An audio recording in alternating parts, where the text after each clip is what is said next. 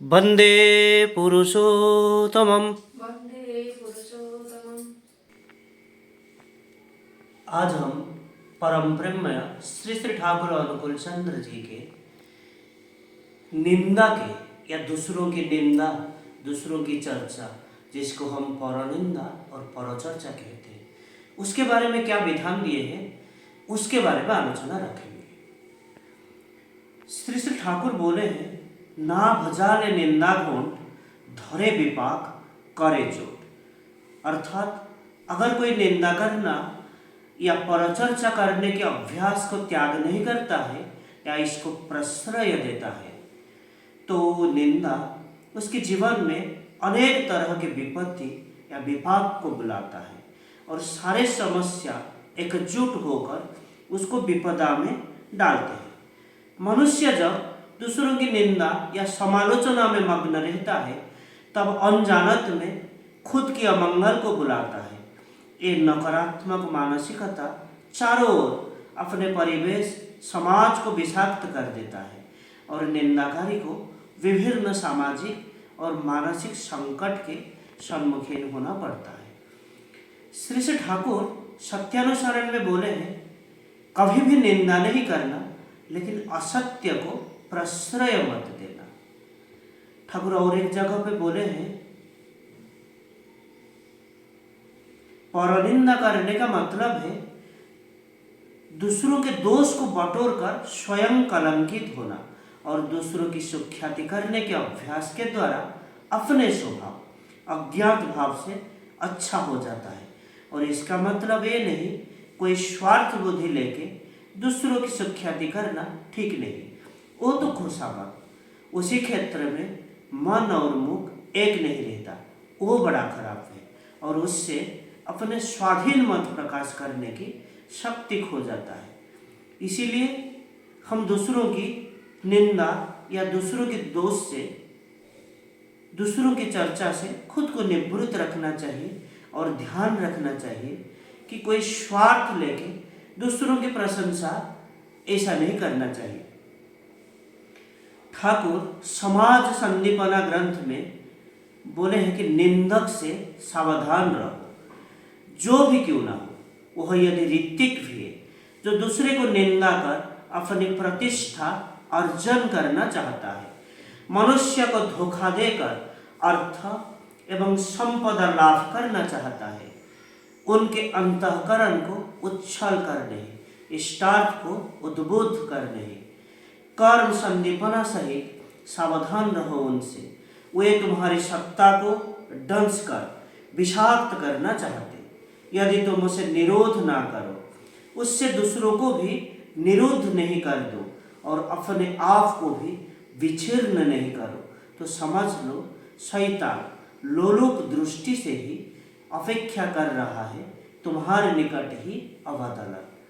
ये समाज संदीपना वाणी संख्या 316।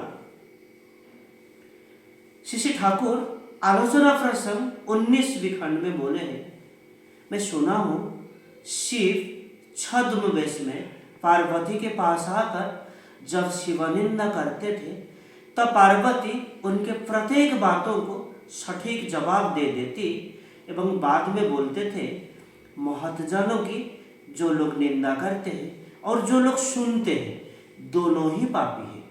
आप स्वयं भी पाप में लिप्त ना हो और एवं मुझे भी इस पाप में लिप्त ना करें। आपकी बातें सुनने लायक समय मेरे पास नहीं है। आप जिनकी निंदा कर रहे हैं, मैं सर्वदा उनकी पूजा करती हूँ। मेरी पूजा में दया करके कोई व्याघात सृष्टि ना कीजिए। श्री श्री ठाकुर को पूछा गया, दूसरे के द्वारा ईर्ष्या एवं अकारण निंदा करने पर हम क्या करेंगे? ये घटना आलोचना प्रसंग 5वीं खंड से लिया गया है। 18 जुलाई 1943 की घटना है। जब एक गुरु भैया के सवाल पूछते हैं, परम प्रेम श्री श्री ठाकुर उत्तर देते हैं, ईर्ष्या जिनके स्वभाव है वे तो ईर्ष्या करेंगे ही, किंतु दूसरे के द्वारा तुम्हारी निंदा किए जाने पर भी तुम उनकी निंदा नहीं करना, तुम उनकी बड़ाई जितना जानते हो वही बोलो। और जितना ही बड़ा क्यों ना बन जाओ, विनयपूर्ण व्यवहार करते चलो। छोटे से छोटा को भी विहित श्रद्धा, सम्मान एवं मर्यादा प्रदान करते चलो। यथासाध्य हर किसी के या प्रत्येक की भलाई ही करो, प्रत्येक को प्रेम करो। इससे देखोगे ईर्ष्या करके भी तुम्हारा कुछ बिगाड़ नहीं पाएगा। मनुष्य धीरे धीरे सब समझ सकेगा, सभी लोग समझ सकेंगे। तब अकारण अत्याचार एवं षड्यंत्र भी बहुत होते रहता है। सत्य की प्रतिष्ठा जो करना चाहता है, उनके शत्रु की कोई सीमा नहीं। इसीलिए अस्तित्व जिससे विपन्न ना हो, उसके लिए होशियार या सजाग रहना चाहिए। और होशियार कहने का अर्थ है परिवेश के प्रति सजाग दृष्टि रखकर चलना पड़ेगा। कहाँ कौन किस मतलब या कुचक्र के साथ घूम रहा है तथा किसी के क्षति करने का इरादा रहने पर भी वह जिससे क्षति ना कर सके, वैसी व्यवस्था करके रखना पड़ेगा।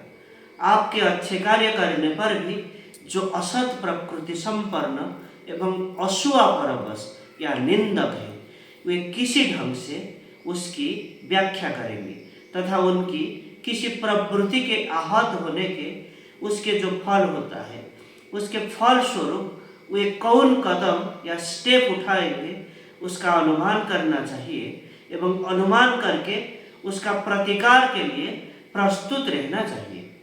शैतान बुद्धि के द्वारा अभिभूत होना ठीक नहीं, किंतु शैतान के क्रियाकलाप के संबंध में अनभिज्ञता भी सुरक्षित नहीं है।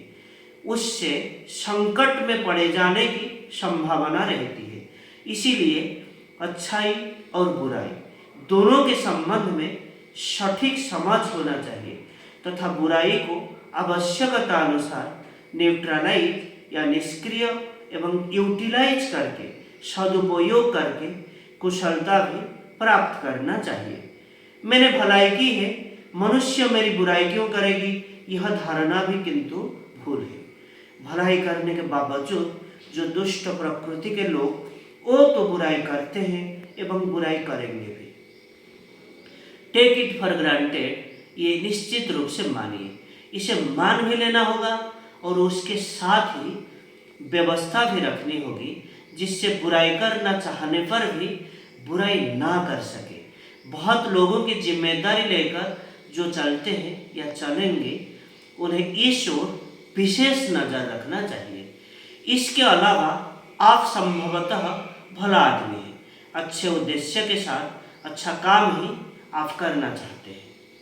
आपके शायद 10 सहकारी हैं, उनमें से कौन कहाँ किसके साथ कैसा व्यवहार कर रहा है, किस तरह से कौन काम कर रहा है, इन सभी से यदि आप भले भांति अवगत ना रहे तथा उन्हें यदि आप नियंत्रण में ना रख सके, तो अनेक दोष के कारण या उनके दोष के कारण भी आपको दुर्भोग भोगना पड़ सकता है। ये यदि कोई अन्याय करेंगे तो लोग समझेंगे आपने उन्हें प्रेरित किया है, जबकि आप शायद उनके संबंध में कुछ भी नहीं जानते। इसी तरह से एक के दोष का दंड दूसरे को भी भुगतना पड़ता है। अवश्य जो आपके सहकारी हैं, उनके दोष त्रुटि के लिए आपको जिम्मेदार बनाना कोई अस्वाभाविक बात नहीं। इसीलिए जो अंदर बाहर दोनों तरफ संतुलन बनाकर चलना होगा, सभी ओर दृष्टि रखकर चलने का अभ्यास करना होगा। आज के लिए इतना ही। वंदे पुरुषोत्तमम्। वन्दे पुरुषोत्तमम्। जय गुरु।